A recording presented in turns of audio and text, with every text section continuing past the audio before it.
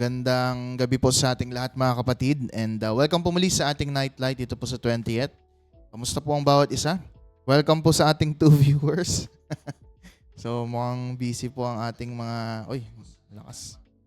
Mukhang busy po ang ating mga kapatid. Pero magandang gabi po kay Nanay Luz, kay Nanay Maring, magandang gabi po. Kay Sister Heidi, magandang gabi. Kay Nanay Olive, magandang gabi po. Ayan, kay Sister Shin, magandang gabi. At sa mga nanonood po sa atin sa live po ngayon, magandang gabi po sa atin. Continue to share po yung live stream po natin. Mention nyo po yung mga loved ones natin, family, friends, and classmates, workmates, para po makasama natin sila sa gabi po na ito. At maganda po yung ating mga pag-uusapan po ngayon. Yung pag-aaral na gagawin natin ay this is very informative, kaya sana po ay tayo ay makapakinig, makapag-aral ng salita ng ating Panginoon. And while waiting po sa iba po nating mga kapatid sa pananampalataya, ay wag po kayong aalis. Sana tapusin natin yung nightlight po natin sa gabi po na ito.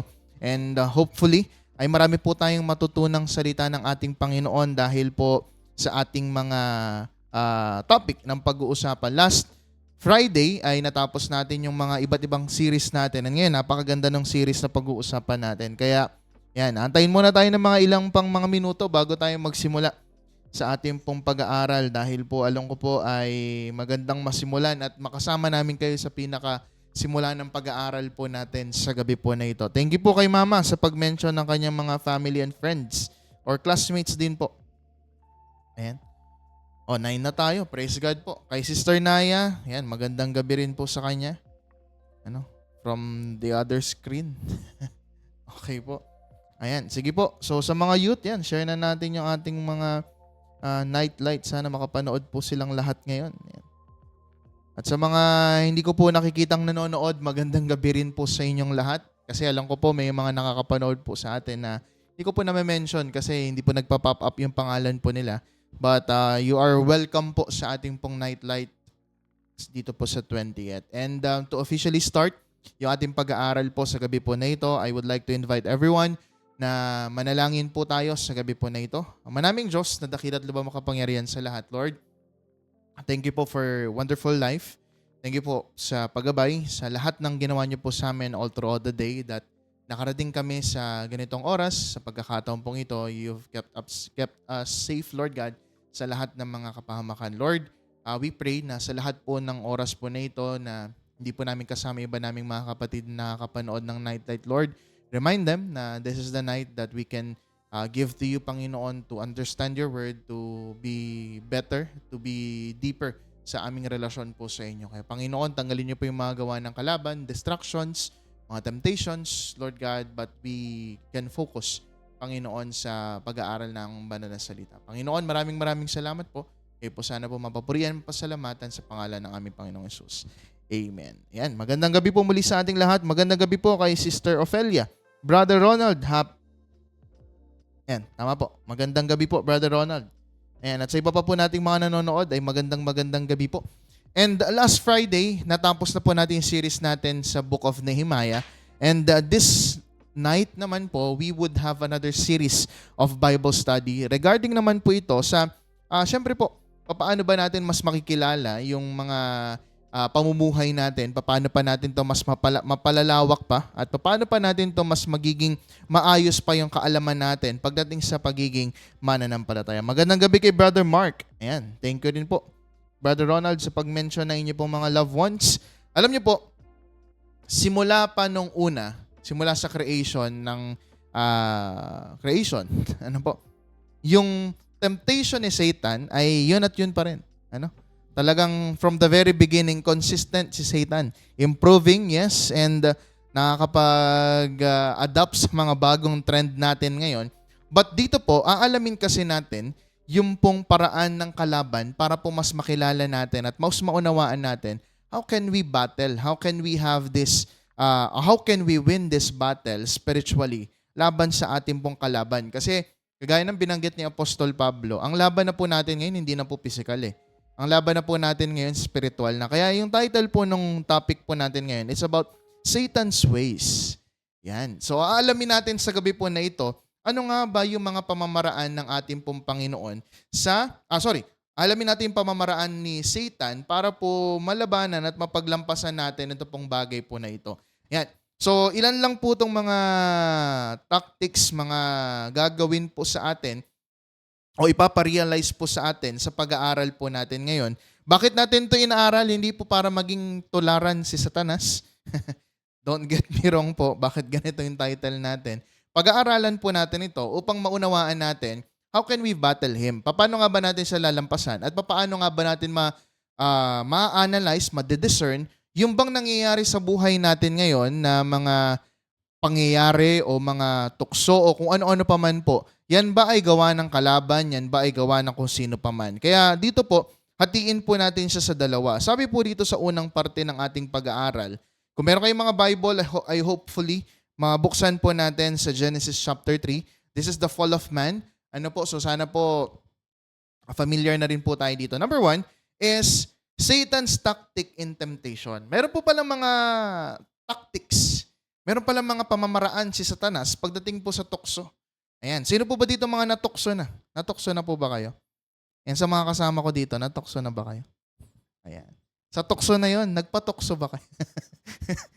Hindi, yan sana. Dapat maging matibay tayo. Magandang gabi po, Sister Lizelle. Sa mga nasa live po, kayo po ba ay mga natukso na? Nakaramdam na, nakaranas na ng tukso? O baka ngayon, may mga tumutukso sa inyo ngayon. Baka may mga temptations tayong nararanasan sa oras po na ito. Ayan, basahin natin yung verse natin sa Genesis chapter 3. Sabi po rito, Now the serpent was more crafty than any of the wild animals the Lord God has made. He said to the woman, Did God really say, you must not eat from any tree in the garden? Dito po natin simulan yung tactics ni Satan. So dito po, tinanong niya yung babae, si Eve, tungkol sa, ano nga ba talaga yung sinabi ni Lord? Tungkol dito sa rules na to. Ano ba yung gusto niyang sabihin? Ito ba talaga yung sinabi ng Panginoon? Magandang gabi po, Brother Alfred. Ayan. And sabi po dito, ang tanong, ito po madalas nakakaramdam tayo ng ganitong klaseng tanong eh. Yan ba talaga yung sinabi ni Lord? Yan kaya talaga yan. Kasi si Satan, he raises questions that can make God's command sound unclear or unreasonable. Tandaan po natin that is very clear even sa panahon po natin ngayon. Imagine, 1,000 years ago, si Satan, ganun na yung kanya pong diskarte para matukso ang mga tao. And sometimes tayong mga tao, we are falling to that same trap over and over again. Imagine, si Satan lagi siya magre-raise ng question. Yan ba talaga ang sinabi ni Lord? Yan ba talaga yung mga bagay na sinabi? And tayo naman, minsan kasi meron tayong alam niyo po yung parang doubtful ka.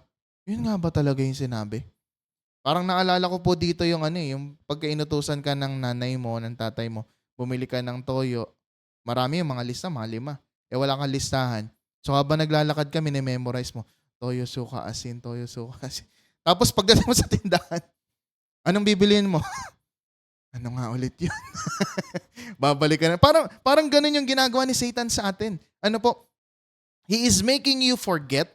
He is raising up question to make us doubt para makita natin, ano nga ba talaga sinabi ni Lord? And kapag hindi ka ready, hindi mo alam kung anong gagawin, sasabihin, we can fall short or we will fall short dun po sa temptation na ibinibigay sa atin ni Satan. Kaya una po dyan, kapag may room for doubt sa puso natin, si Satan kaya niya mag-penetrate sa buhay po natin. Kasi si Satan, akala natin, parang okay pa eh. Pero nagugulat tayo when we raise question, ito na pala yung start na we can start to doubt yung Panginoon na meron tayo, even His words. Sabi po sa verses 2 and 3, sabi dito, The woman said to the serpent, We may eat fruit from the trees in the garden, but God did say, You must not eat fruit from the tree that is in the middle of the garden, and you must not touch it, or you will die. Nakita niyo po, naalala naman pala ni Eva, malinaw naman pala. Ito yung sabi ni Jesus, ito yung sabi ni Lord, bawal naming kainin, bawal naming hawakan, dahil mamamatay kami. Malinaw.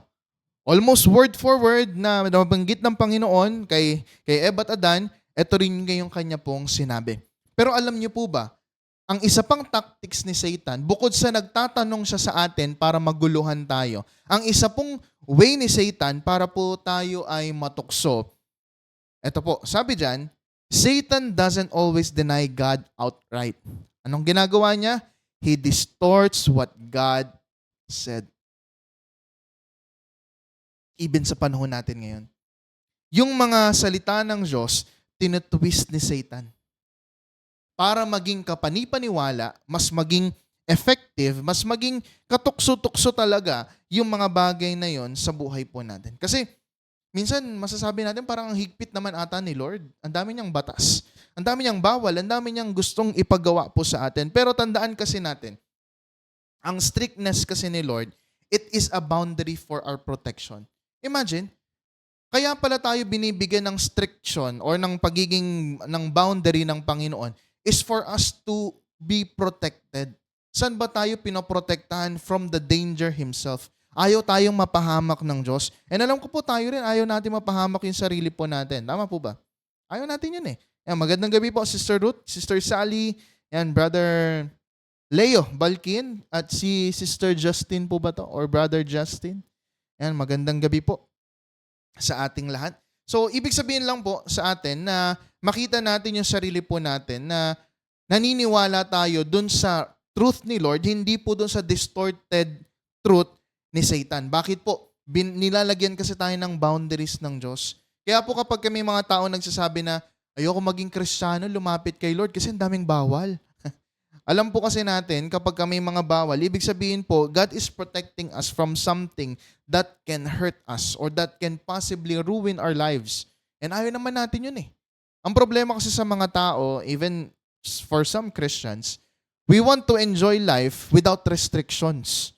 Gusto natin, pwede natin gawin lahat, but at the same time, pupunta pa rin tayo ng langit. Yun yung gusto ng mga tao, but that is not the way for us to be faithful sa ating pong Panginoon. Kasi tatandaan po natin, ito rin po, maging maingat po tayo sa mga ganito pong mga pagkakataon. Bakit po? Kasi ang kalaban, he can tempt us to believe, na magkaroon tayo ng reinterpretation sa Bible based sa desires lang po natin. Alam niyo po, yan po yung mga nakakatakot po ngayon na gumagamit tayo ng mga Bible verse just to justify ourselves. Ayan, sana hindi po tayo ganun, mga kapatid. Let the Bible speak.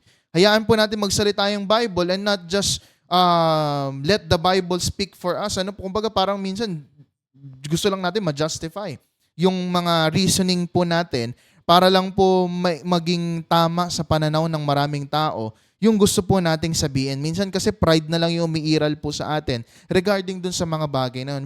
Sometimes we are becoming legalistic and dogmatic pagdating sa mga certain things, but hindi naman pala siya biblically aligned. Ito lang pala yung gusto nating pananaw. Tandaan po natin, mga kapatid, when it comes to the Bible, to the interpretation of the Bible, before we apply it to the church sa panahon po natin ngayon, we need to learn and to understand the context of the passage. Sometimes, lalo na po yung mga letters ni Paul, meron po mga prescription po doon na this is only for this church. Why? Kasi po meron silang mga culture differences. Meron silang mga kultura na ito yung kanilang ginagawa. And tayo po, we are not applicable doon kasi po iba po yung kultura nila sa kultura natin. But that doesn't neglect or reject the belief na meron po tayo sa ating Panginoon. Kaya hindi po tayo po pwedeng nabasa ko, ay gagawin ko na to agad. Kailangan pag-aralan po natin.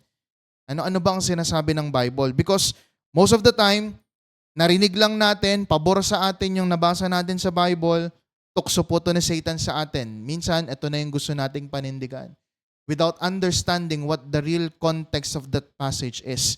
Kaya mga kapatid, maganda, pinag-aaralan natin yung Bible. Kaya kayo po mga kapatid sa atin, every nightlight, bigyan po natin to ng importansya dahil ito po ay pag-aaral natin ng salita ng Diyos. And napakaganda po nitong paalala sa ating lahat. Kasi bakit natutwist ni Satan? Tingnan niyo po itong verses 4 and 5. Sabi ni Satan, "You will not certainly die." The serpent said to the woman, "For God knows that when you eat from it, your eyes will be opened and you will be like God, knowing good and evil.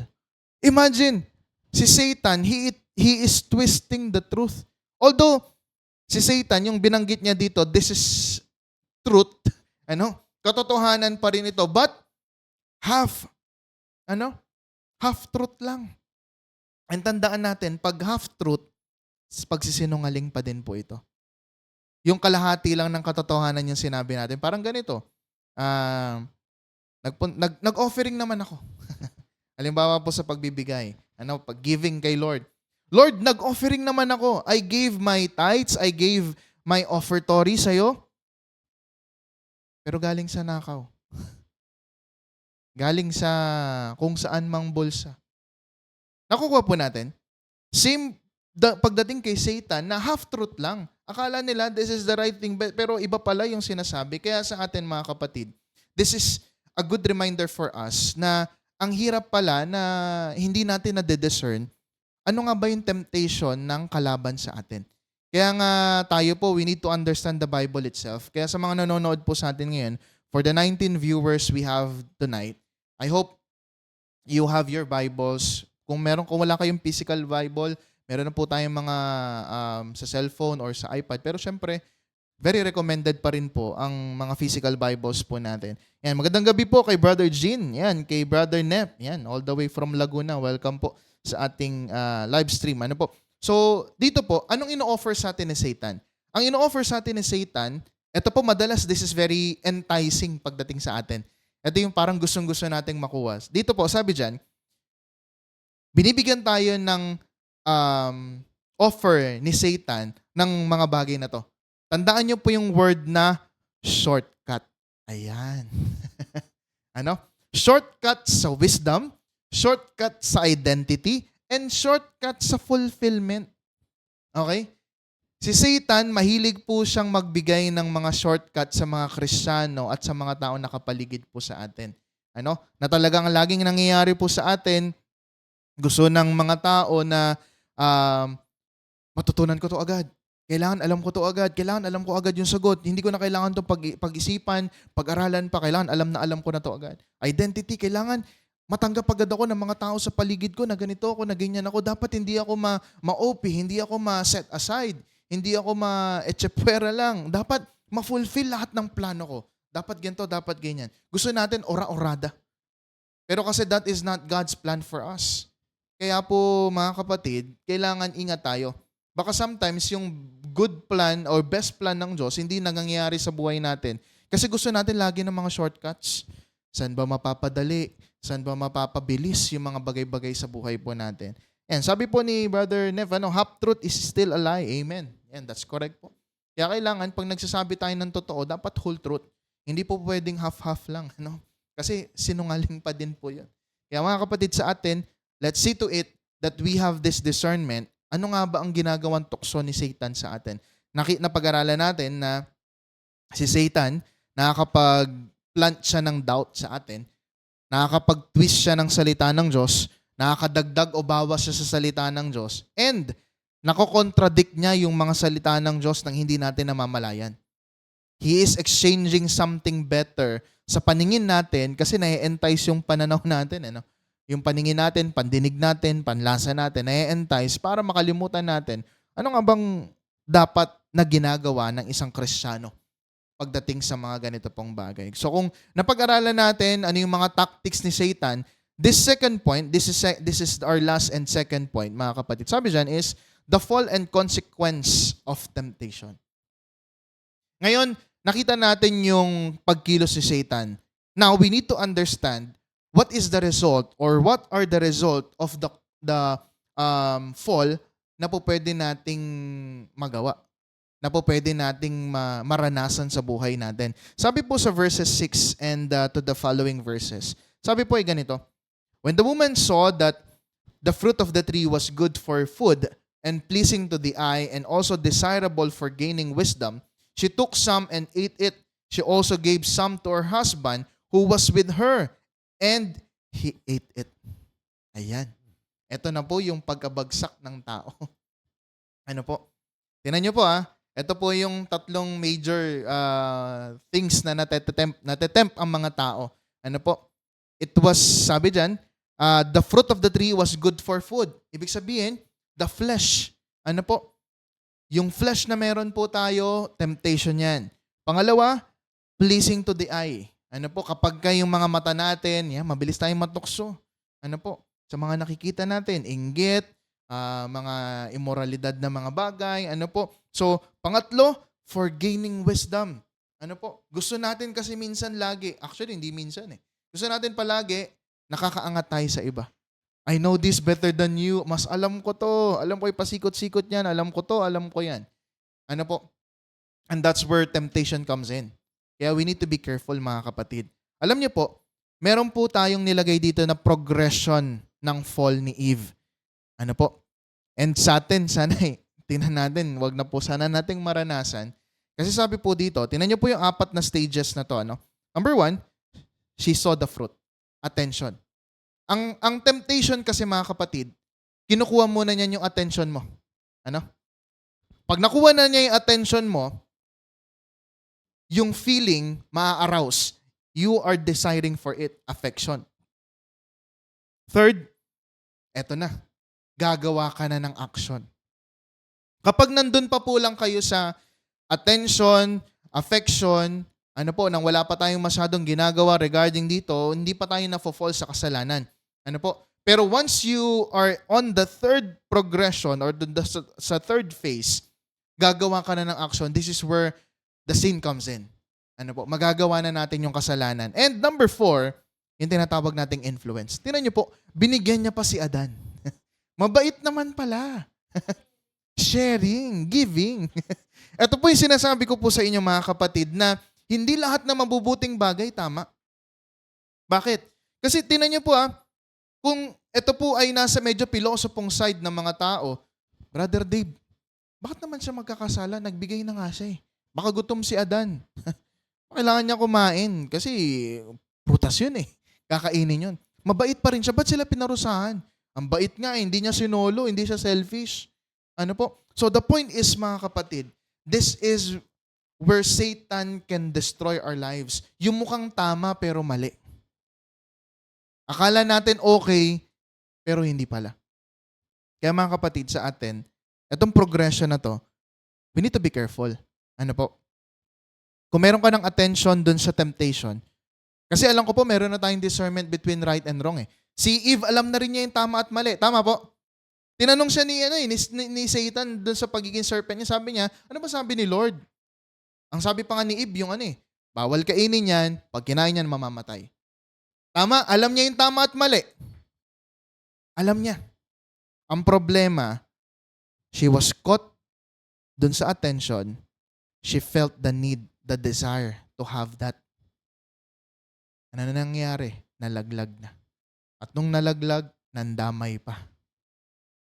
Alam niyo po mga kapatid, this is the progression ng kasalanan. Kaya sa atin, when we sin, most of the time, akala natin, tayo lang yung magre-receive ng consequence. But the sad reality, meron palang mga taong nadadamay because of the sin that we make. Ano? Hindi natin minsan nakikita, but there are people who are hurt, who shares the burden dun sa mga nararanasan natin. Kaya, we need to be careful. Kasi maraming temptation that is too good to be true.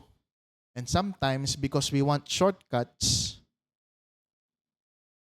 gusto natin ng madalian, hindi tayo naghihintay, malalaglag tayo sa tukso ni Satanas. Ngayon, sabi dito, how do we let ourselves be tempted today? Paano nga ba tayo natutukso sa panahon natin ngayon? Number 1, main po ito ngayon, scrolling. Ano? Anong tawag doon, Naya? Doom? But, doom scrolling, alam ko yung unending na scrolling yun, ano? Bakit siya naging temptation? Kasi mga kapatid, alam niyo po yun, wala ka ng satisfaction na, ay, sige pa, natatawa pa ako, sige pa. Wala pa ako nabibili, sige lang, scroll lang. O kaya naman, babakrid ako, scroll lang. Basta alam niyo po yung unleash scroll. Ano? Bakit sa temptation? Kasi yung mga bagay na dapat hindi mo naman nagawin, nag-scroll ka pa din. Ano? O baka nanonood po kayo ng Facebook ngayon sa live natin. In-scroll mo si Brother Dave. Di ba merong bagong ngayon, yung reel? Yung gaganong-ganon. Nasasabay. Ginanon mo na rin si Brother Dave kasi, uy, Brother Dave, heart ko muna. Scroll ka sa akin ngayon. Ano po? So, tingnan po natin. Baka natetempt tayo doon. Pangalawa, comparing. Ito, madalas to sa social media ngayon. We tend to compare. Especially sa mga younger generation po natin ngayon. Actually, hindi lang sa younger generation eh. Even po sa modern era natin ngayon, we tend to compare. Ano? And kapag nag-compare tayo, doon napapasok yung kasalanan kasing pag-iisip. Ano? Paano kaya ako makagawa nito? Kailangan ko ng mabilisan. Kasi siya, nagkaroon na siya ng ganito, dapat ako din. Ano? Ako 24 na, 28 na, 27 na, ganito pa rin. Bakit siya? May business na, milyonaryo na, meron ng bahay at lupa, meron ng ganito. Bakit mo kailangang i-rush? Alam niyo po, whenever we start to compare ourselves, si Satan pumapasok na dyan, tuwan-tuwa na si Satan. Ayan na, nagko-compare na siya. Si Satan naman papasok. Di ba gusto mo yan? Gawin mo to. Gawin mo yan. Alam niyo po, hindi na laging ang temptation ni Satan, hindi yung palaging patakot eh. Sometimes, yung temptation sa atin ni Satan, smooth talk. Yung mga sales talk, hindi mo naman kailangan pero bibilin mo. Diba? Pangatlo, overthinking. Yan. Sino na po dito nakapag-overthink? Kapag-overthink na po ba kayo? Diba? Masaya po ba mag-overthink? Hindi, ano? Lalo na yung parang, gustong-gusto nang malaman. Pero hindi mo malaman kasi wala pa yung panahon na yun. Hindi pa siya nangyayari. Kaya ngayon, hindi ka makatulog, hindi ka mapakali, hindi ka makakain o kung ano pa man kasi you are overthinking. Kaya nga, totoo yung sinabi ng Panginoon in Matthew chapter 6 that no one can add minutes, hours, days sa buhay nila by overthinking. Actually, you can reduce your lifespan by overthinking. Kaya sa atin, sana, hindi po tayo mag-overthink. Pangapat, wag na natin gagawin. Entertaining lies. Yung tuwan-tuwa ka sa mga kasinungalingan. Ako po, tinigilan ko na yan eh. Sabi ko, ang payat-payat ko. Parang macho-macho ko na ngayon. Pag ina-entertain natin yon, hindi tayo natutulungan. Imbis na maging maayos po tayo, don't get me wrong mga kapatid, wala po tayong dinidiscriminate dito. But the thing is, lagi po nating ina-entertain kasi yung lies ni Satan. Na okay pa tayo, okay lang hindi mag-church. Nagpe-pray naman ako, nagde-devotion naman ako. I have faith naman kay Lord. Entertaining lies. Mga kapatid, lie po yun. Bakit po? Kasi kailangan natin, biblical yun, sabi ng Hebrews 10:25. Don't forget, wag nating kalimutan ang pagdalo sa mga gawain ng Panginoon. So if you ever forget to do church things, midweeks, actually may share nga po ako kanina o kahapon. Yan, midweek service, service pa din po ito. Problema, marami po sa atin, midweek lang yan, Sunday na lang. Tapos magtataka tayo, ba't parang hindi tayo nag-grow bilang isang Kristiyano? Tanungin din natin yung sarili natin. Are you feeding yourselves with God's words every day? O tuwing Sunday lang tayo? Minsan pag Sunday, late pa tayo.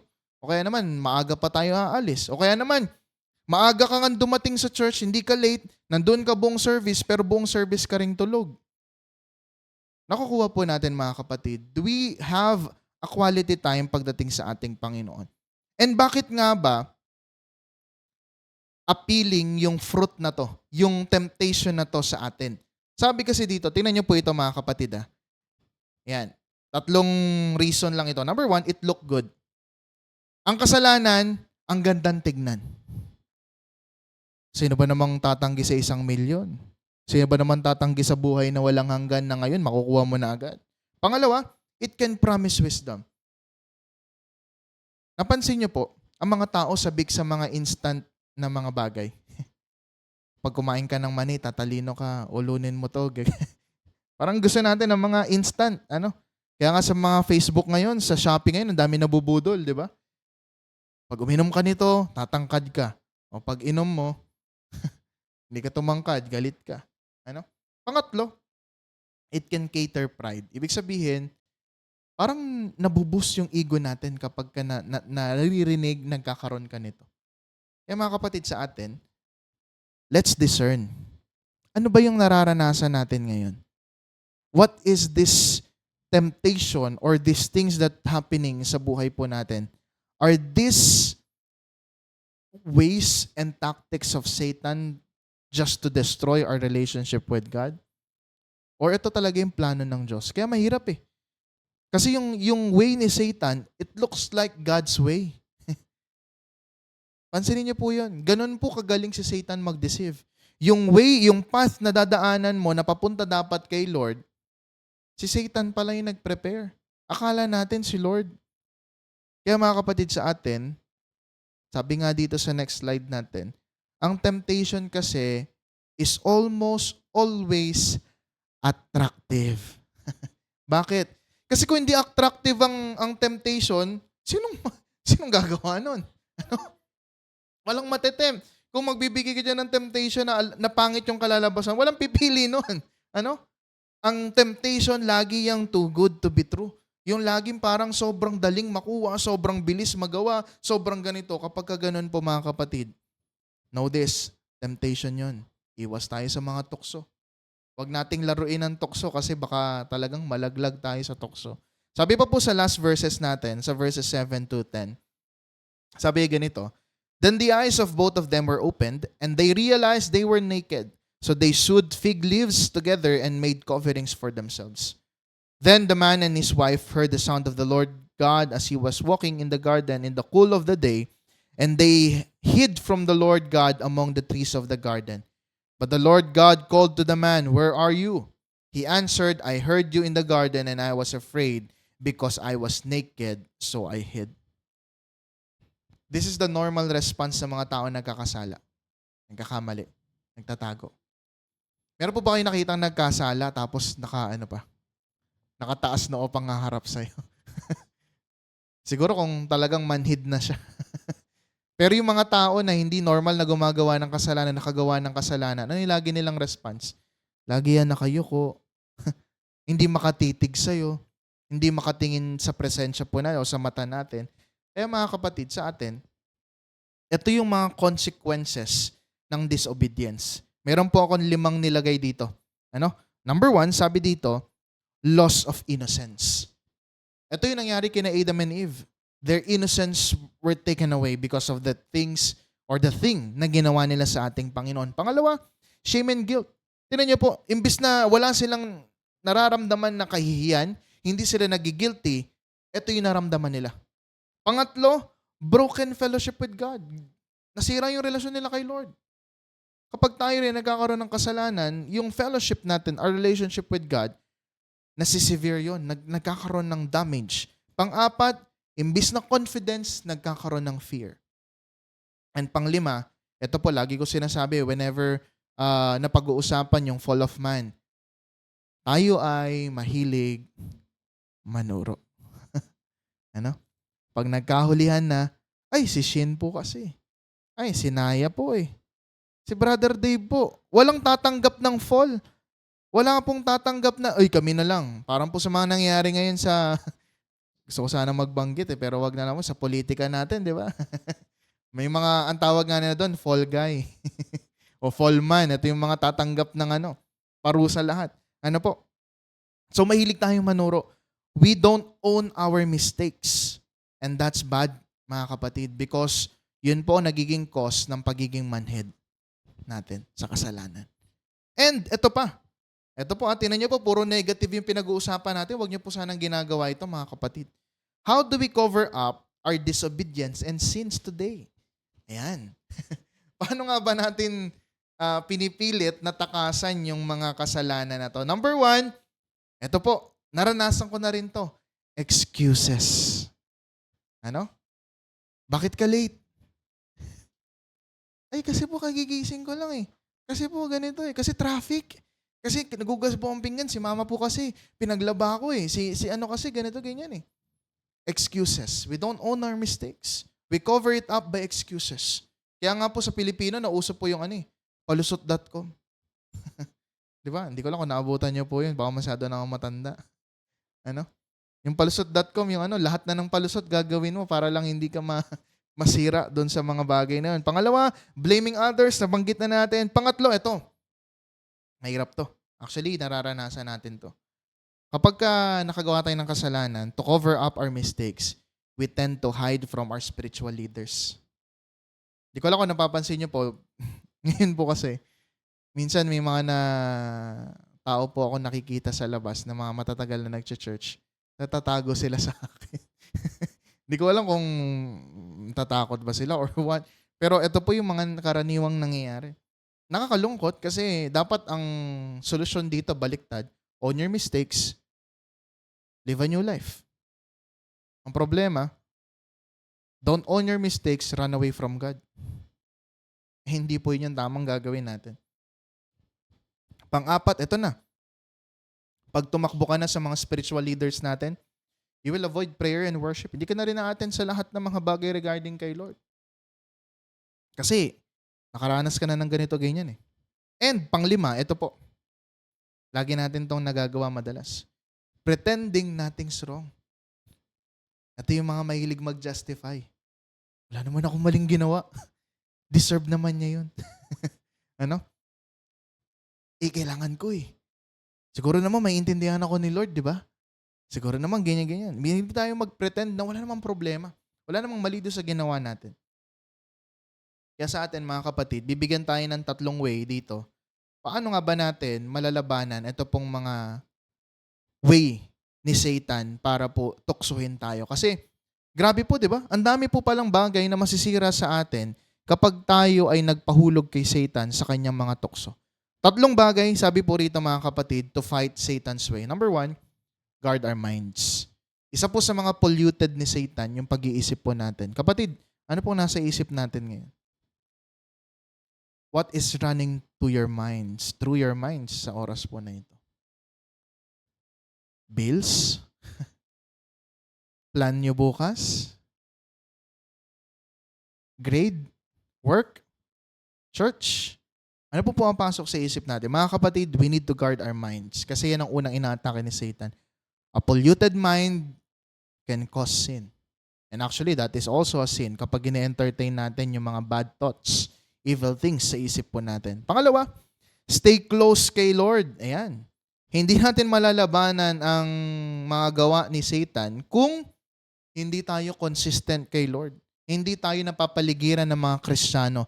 Yes, you can be with other people sometimes, but make sure that you are always surrounded by people who knows God, who believes in God, and who follows the ways of the Lord. And pangatlo at panguli, practice honesty and accountability. Wala pong masamang umamin sa pagkakasala. Hindi po yun nakakahiya, hindi nakakatakot. But this is what grace is. Yung maamin natin yung kasalanan natin and ma-own natin yung accountability because we know that God can help us through and He can give us a new life sa pamagitan po ng Kanya pong banal na Espiritu sa atin. Yung mga kapatid, sa atin po, pag-aralan natin ang gawa ng kalaban, gawa ni Satanas. And this is a reminder for us to be better Christians. Kasi, sabi po rito, Satan's strategies are old but still effective. Nangyayari pa rin po yan because they target human weakness. Alam niyo po bakit sobrang tagal na nun 1,000 years ago, pero gumagana pa rin yung mga tukso ni Satan sa mga tao up until now. Kasi lagi niya tayong inaatake kung saan tayo mahina. Alam niyo po kung kay Lord tayo lalapit, yung kahinaan natin, dun makikita yung kalakasan ng Diyos. Kaya sa atin, sana lagi tayong lumapit kay Lord. And lastly, sabi po rito, to be able to escape and fight yung temptations ni Satan, we need to be equipped by God's words. Simple lang. Basahin lang natin at pag-aralan ng salita ng Diyos. And mapaglalabanan po natin yung mga gawa ng kalaban sa buhay natin. Sana po meron tayong natutunan sa gabi po na ito and na-remind po tayo for this evening about Satan's ways and malampasan po natin yung mga bagay na yan. And ngayon po, dako po tayo sa ating pong mga balita. Sana po ay ready po tayo ngayon for our few announcements lang po ito because our regular activities po, tuloy-tuloy po ito. Yung ating pong midweek and nightlight. I hope you are following our YouTube page. Sana po nilalike po natin dahil po up until now, nasa 179 pa rin po tayo. And ang active members natin, nasa 200 plus na po tayo. Sana po maka-like and subscribe tayo sa ating YouTube page. And yung ating pong Sunday service ay corporate. So, wala po tayo ng panghapon. Hopefully, makapunta po tayo because this is also our faith promise renewal. I hope ready na rin po tayo. At the same time, some of our brethren, makakatanggap po kayo ng letter from us. Ano po? Para po sa pagtawag ng Diyos sa paglilingkod sa susunod na taon. Hopefully, ay masagot po natin tong commitment natin kay Lord. And at the same time, I encourage lahat po ng mga ministry heads na magkaroon po tayo ng booth or ng registration on Sunday para po sa mga gusto pong mag-join sa ating pong mga ministries. Ano po? So, we are opening our ministries that day and hopefully, meron po mga madagdag po sa atin na ready at willing po na maglingkod sa ating Panginoon. And for the rest of the Sundays for this year, lahat po ay corporate. Ano po? Wala po tayong panghapon, lahat po ay pangmaga. Ang ating December 21, corporate. Ang ating December 28, corporate worship din po tayo. Kaya hopefully, mapagandaan po natin ito. Why? Kasi po, meron po tayong mga sunod-sunod na mga events. Kaya po tayo ay magkakaroon po ng mga corporate worship. Sabi po ni Brother Ronald, prayer for continuous healing and strength, provision for my sister Ruela and Inang Carmelita, Tatang Andro, and sa lahat po ng mga may sakit. Sige po, sama po natin yan sa prayer, Brother Ronald. And sa mga may birthdays po ngayon, happy birthday po sa inyo. Meron po ba tayong mga birthday celebrants ngayon? December 12. Ayan. Meron po ba? Birthday celebrants or mga prayer requests po natin, comment nyo lang po dyan. And hopefully ay maisama po natin sa prayer po natin.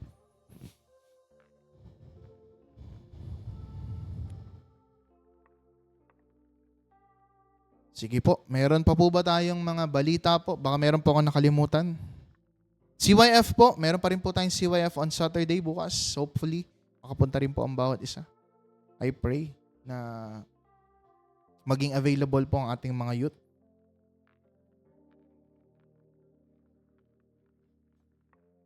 Sige po, kung wala na po mga kapatid, tayong lahat ay lumapit po sa Panginoon sa panalangin. Let us all pray. Heavenly Father, Lord, you are so good to us. Thank you for this night that you've given, Lord, na makapag-aral kami na inyong mga banal na salita. Salamat, Lord, dahil po you reminded us na kailangan namin maunawaan and malaman yung ways ng temptation ni Satan, Lord God, para po hindi kami malaglag dito, hindi namin magawa yung mga bagay na pinapagawa niya po sa amin. Dahil, Lord God, we want to please you, Lord. We don't want to please ourselves or the people around us, Lord God, but ikaw lang, Panginoong Diyos, sa buhay po namin. Lord, we are thankful, Lord God, sa presensya po ninyo sa gabi po na ito sa amin. I pray for everyone, Lord God, na nasa biyahe po or pauwi pa lang. Lord, ingatan niyo po sila and maramdaman nila yung pag-iingat na nagmumula po sa inyo. Lord God, ganun din po yung mga prayers po namin for our brethren na meron po mga karamdaman. Kay Sister Carmelita, kay Sister Ruela, kay Brother Andro, Lord God, kayo po bahalang mag-bless po sa kanila. Ganun din kay Brother Romel Adriano, kay Sister Marline, Lord, kay Sister Esther, at sa mga kapatid pa po namin may karamdaman kay Brother Bien, Lord God, palakasin mo ang mga lingkod mo pong ito at makita nila, Lord God, ang pagpapala na nagmumula po sa iyo. Lord, alam po namin na kayo lamang po ang may kakayanan na magpagaling, magpalakas sa kanila. Kay Lord God, we surrender everything to you. And ganoon din sa mga kapatid namin may mga problema po ngayon, Lord God, na dinadaanan, Lord. Bigyan niyo po kami ng strength to overcome. And alam namin, Lord God, na ikaw po yung kasama namin all throughout our lives, Panginoon. Lord, bigyan niyo rin po kami ng kapahingahan sa gabi po na ito so that we would have, Lord God, ang panibagong strength, life na nanggagaling po sa inyo sa araw po ng bukas. Panginoon, patawarin niyo po kami and sana, Panginoon, mas maging better Christian po kami to serve and to love you, Lord God, sa buhay po namin. Lord, maraming salamat po. Pinupuri ka po namin, pinapasalamatan sa dakilang pangalan ng aming Panginoong Jesus. Amen. God bless po sa ating lahat mga kapatid and see you po sa ating susunod na Nightlight.